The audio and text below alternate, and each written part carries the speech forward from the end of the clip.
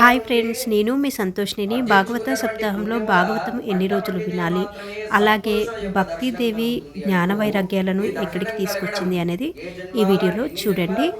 భాగవతం ఎన్ని రోజులు వినాలి అనేది నేను ఫుల్ వీడియోలో పెట్టానండి. ఫుల్ వీడియో లింక్ ఈ వీడియోలో పెడుతున్నాను, చూడండి.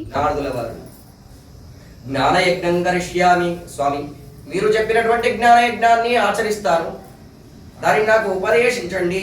శుకశాస్త్ర కథోజ్వలం భక్తి జ్ఞాన విరాగాణం స్థాపనార్థం ప్రయత్నతః.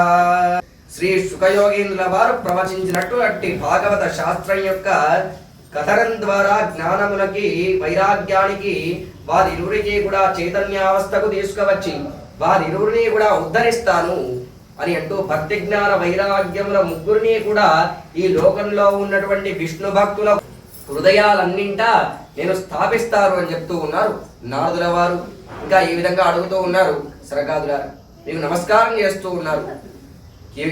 దివసైశ్రావ్య శ్రీమద్భాగవతే కథ కోవిదిస్తత్ర కర్తవ్యో మమేదం బ్రవతామిదః. ఈ శ్రీమద్భాగవతాన్ని ఎన్ని రోజులు వినాలి, దీనిని వినడానికి గల నియమాలు ఏమిటి, వాటి నియమాలని కూడా మాకు తెలియజేయండి. ఆ రోజుల్లో ఆచరించవలసినటువంటి నియమాలతో పాటుగా ఈ భాగవత భక్త ఎవరైతే ఉన్నారో, భాగవత శ్రోత ఎవరైతే ఉన్నారు, వారిరువురు చేయవలసినటువంటి పని ఏమిటి, ఈ విషయాలన్నీ కూడా తెలియజేయండి మహాత్మాని అర్థిస్తూ ఉన్నటువంటి నారదులు మాటలు విన్నటువంటి వారి సనకాదులు చెప్పుకోవడం ఆరంభించినారు. శృణు నారద వక్ష్యామో వినమ్రాయ వివేకినే గంగాద్వార సమీపేతు తటమానందనామకం.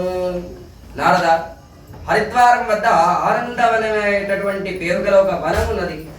అక్కడ ఋష్యాది బృందాలందరూ కూడా దానిని సేవిస్తూ ఉంటారు. దేవతలు కూడా ఆ యొక్క ప్రదేశాన్ని సేవిస్తూ ఉంటారు.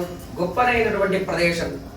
ఆ ప్రదేశంలో మాహాత్మ్యము చేత, స్థల మాహాత్మ్యము చేత భాగవత ప్రవచనము ఆ కథ యందు అపూర్వ రసం ఉదయిస్తుంది అని చెప్తూ ఉన్నాను.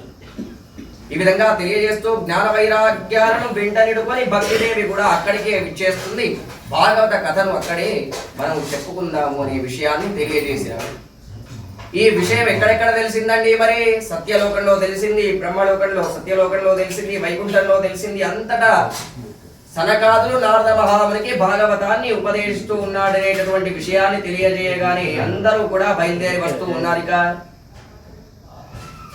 వశిష్ఠాది మునులు వీడియో మీకు నచ్చినట్లయితే please like, share and subscribe my channel.